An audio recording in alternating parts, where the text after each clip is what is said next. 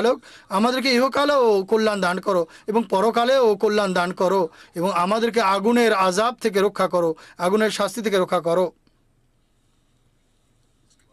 এই সম্পর্কে একবার হযরত মসিহ মাউদ আলাইহিস সালাতু ওয়াস সালাম বলেছেন, মুমিনের সম্পর্ক পৃথিবীর সঙ্গে যত বেশি প্রশস্ত হবে, ব্যাপক হবে, এটি তার পদমর্যাদার সঙ্গে যুক্ত। কেননা তা কেননা তার জীবনের লক্ষ্য হয় ধর্ম, তার জীবনের একমাত্র লক্ষ্য হচ্ছে ধর্ম। এই জন্য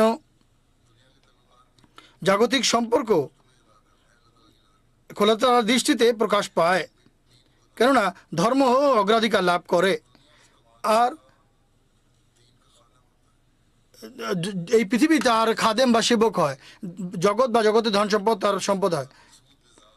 তার জীবনের লক্ষ্য যেন পৃথিবী না হয়, কেননা দুনিয়া অর্জনের পিছনে যেন উদ্দেশ্য থাকে